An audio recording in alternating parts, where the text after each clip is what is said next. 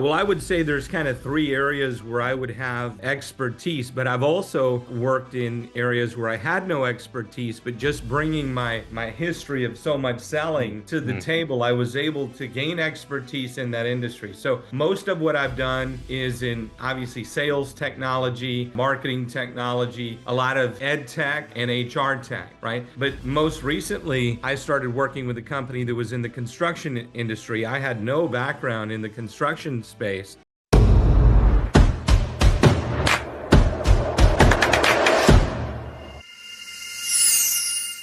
Hey guys, and welcome to the Grow IT podcast. One of your hosts here, Trey King. And today we are very excited to have our guest, Mr. Doyle Slayton from IdeaSales Mastery Advisors. And today we'll be diving a bit into his story as well as what it is his company does. And then, as always, some engaging insights into the technology industry.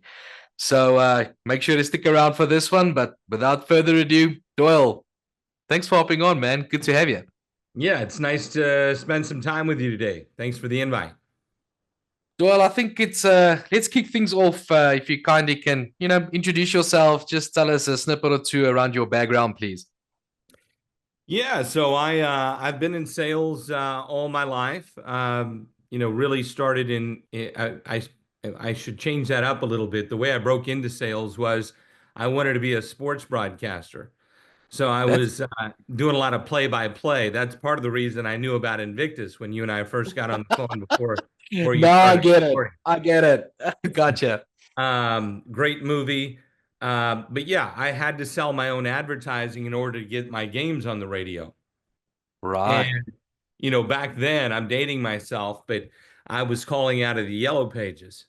And I would just hammer the phone and call on local businesses to sponsor the kids and the teams that we were broadcasting games for. And um, it was one of those things that in many ways, certain things in life come naturally to you. That was a natural tendency for me. I didn't have anybody say, this is how you need to do it. I just started doing it and I'd Yeah. call and call and call over and over again. We didn't have any automation back then, but Mm. then I decided, listen, I want to be home on the weekends with my kiddos. And, a lot of these great broadcasters are in their job until they're 70 and 80 years old. So there's a long path at the bottom to get there. I think this sales thing is for me. But what I learned when I was selling is that not only did you have to have a process and be able to be persistent and consistent with your activity, but once I'd sell the deals, I had to come back to the studio and produce the ads because I didn't have a team to do that for me. So To I do learned that. to write copy, and that's where I cut my teeth in marketing as well. So it's a great little combination, stepping stone into, sales and marketing as a whole. I ended up moving to Dallas when I made the decision to transition away from sports broadcasting, and I ended up in helping University of Phoenix launch their new campus in Dallas. I was employee number 7, Oh and wow. that they hired. In the 8 years that I was with them, I helped grow the biz dev team. We did a lot of outbound prospecting, but that's the first time I was introduced to CRM. And that's where my process orientation also really took hold is now I have a database instead of a yellow pad at the time to keep all of my calls and my prospects and my notes. And that improved even further my ability to create a systematic approach to outbound prospecting. And ever since then, so many great things have come into play, right? Right. I've used the sales forces of the world, but I really fell in love with HubSpot. All right. And HubSpot is in all the automation tools that are coming into play, which we can talk more about in a little bit. But that's kind of the overview. So after I did this for so many years, I said, you know what, I think I can help companies um, do this for themselves and improve their prospecting strategies and bring a process orientation to help them be more successful with what they're doing. So it's kind of a background of how it's all come to play. And it all comes together. Tell me, I mean, you've been doing this for quite some time. What are like these days? in your industry now, from your business point of view, what's all like the new trends out there? What's happening? What ways are the winds blowing these days? Yeah, well, I think everybody's trying to figure out how to be able to incorporate automation and AI into prospecting. And I think there's a lot of, and I'm trying to find a PC word, a lot of smoke and mirrors out there as to what we should be doing and what actually works. Mhm. Um, it's easy to get some folks that are just getting started in the space and are still learning to believe that automation will allow you to go sit on the beach somewhere sipping on margaritas while bots will schedule appointments for you. I don't think that's realistic for most people. Mhm. So I think that's what's hot right now is automation, AI, and trying to figure out how to make all that work effectively. Yeah, I agree with you, especially, what I've picked up as well is, when it comes to the specifically now, what we'll get to your business now, but, how AI can speeden up the process to shorten the sales cycle, right? So that's definitely, but AI is the buzzword, man. I mean, that's something that I think will just grow. I mean, there's so many founders of companies that comes on the show, and I mean, it's like every month there's just like new technology from AI coming out. It's going bonkers, man. But having said that, I think this is a good time that you please tell the audience what is it specifically what your company does. Yeah, so I work with a combination of different types of ideal customers, if you will. Really, folks that are trying to either improve their current outbound strategy, and or people that are just getting started and really haven't done it before, don't understand how to do it. They maybe have tried to do some of it, but they didn't get a lot of success, and kind of said, "Oh, this isn't for me. It's a waste of time," or I must not be doing it right, or I'm not good at it, etc. I help people come in and build their entire go-to-market strategy, their tech stack, their lead management process and system. I don't know if I said messaging already, but I help them build their messaging to be able to capture a prospect's attention. And then if they need help, also help them with, how to conduct discovery meetings and so forth, and Mm. eventually close the deal based on what they learn from the customer's needs and pain points. But my main niche area where I feel like I can help excel and differentiate myself from everybody else is really understanding how to do that prospecting that I told you I started on a Yeah. yellow pad and out of the yellow pages years ago, and have evolved over time to use technology and automation effectively in what I would call the right way, where there's still a lot of human interaction in that process to be able to get appointments, quality appointments, and build your sales pipeline. So that's what I'll help my clients do. The I fully agree with you. Obviously what we do as a business as well, where um like things have changed so much from before COVID and then after COVID, and in COVID was a mess, whatever that was. And the we tend to move back to people people still buy from people, right? And we tend to move back to those type of things, whereas, and like you rightfully said, I fully agree with you that that intro to from a career point of view where you started out from, I think that's gold, man. And I think from a differentiating factor, like you mentioned now, from a value standpoint, I fully agree with you. The If you don't mind, can you please like give me an example of where you've like assisted a company that obviously did not break the bank or did not reach those targets, right? Where you've assisted them a bit in what obviously your business does, and to get them to break through those glass ceilings. Yeah, well, I would say there's kind of three areas where I would have expertise, but I've also worked in areas where I had no expertise, but just bringing my history of so much Mm, selling to the Mm. table, I was able to gain expertise in that industry. So most of what I've done is in obviously sales technology, marketing technology, a lot of ed tech and HR tech, right? But most recently, I started working with a company that was in the construction industry. I had no background in the construction space, Right. and I'm very much a player coach. So what I try to do is really invest time in spending one-to-one time with my clients. Oftentimes it's a founder-led sales situation. And I'll do things like make calls on their behalf to help them build the system, build the messaging. I'll do all that grunt work to be able to understand what works and what doesn't, and then help them be able to scale and hire a team if that's what they choose to do. In some cases, and this is the non-scalable part of my business right now, is they'll want me to continue to do it. Time. And that's hard because you're trying to balance, multiple clients. But depending on the situation, it may make sense to do so. One example where I was working with a client, where I was working with a CEO in a founder-led sales situation in the construction space. I'd never been in the industry before, but we Yeah. jumped on a call together. I said, well, let me just join you on a call.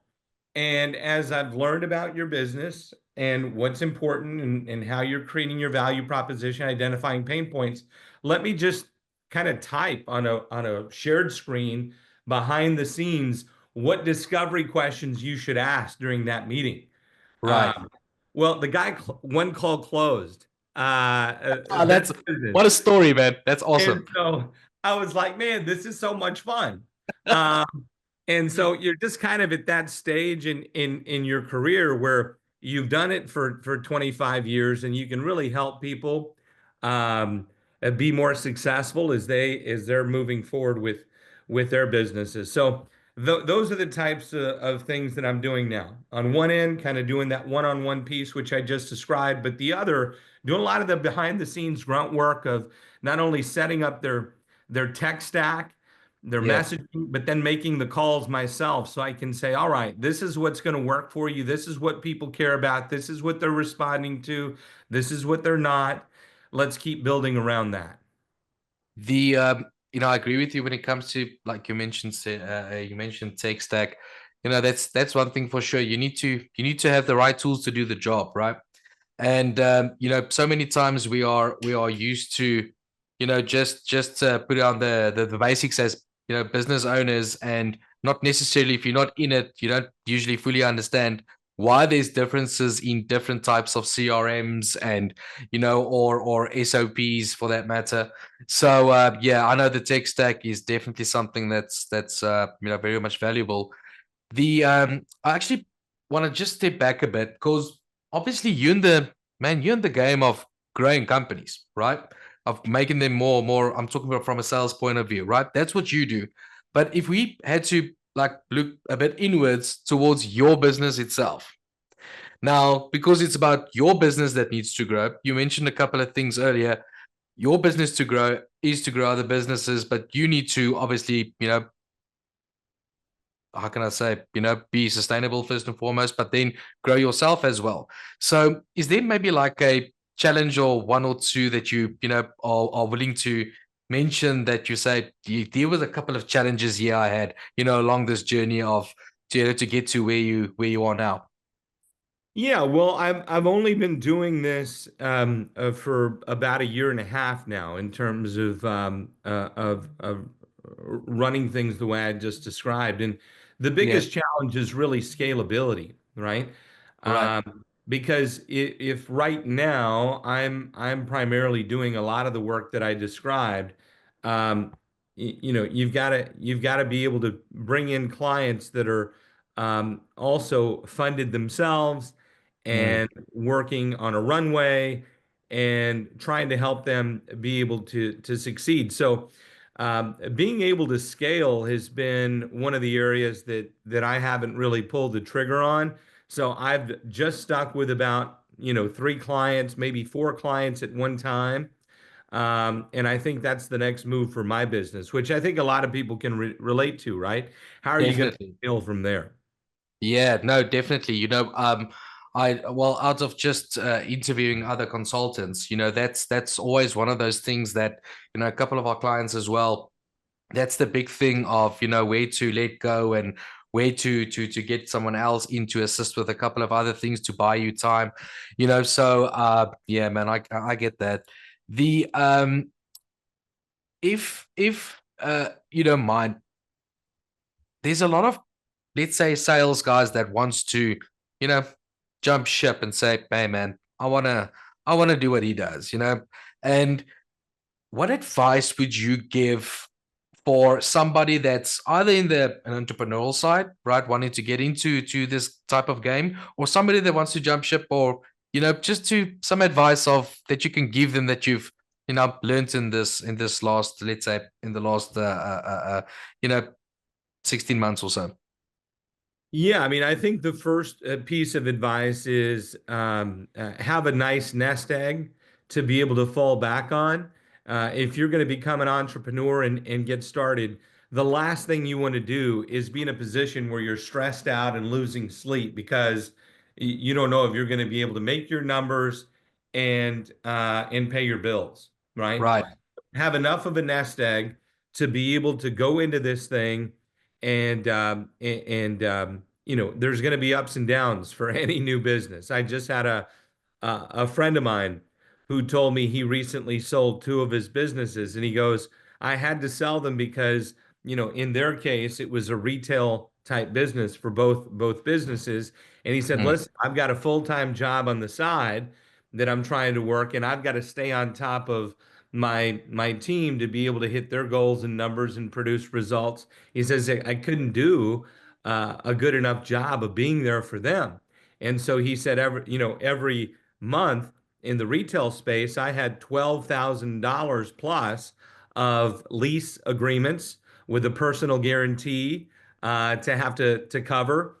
And then you can consider, your water and your light and everything that goes into Agreed. payroll, right? And taxes here in the US, et cetera. So bottom line is, I think you've got to be prepared and play, set a budget and put yourself in a position to not be stressed from a financial standpoint, right? Mm. And then the second thing is, I think you've got to be able to come to the table with something different.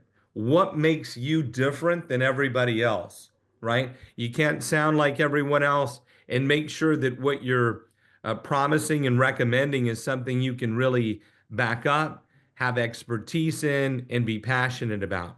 And then the third piece is once you're there, do it go for it, right? I think that's the biggest thing that differentiates entrepreneurs from those that aren't, is they're really willing to go for it, take action, and be doers in that area. So that's what I would say.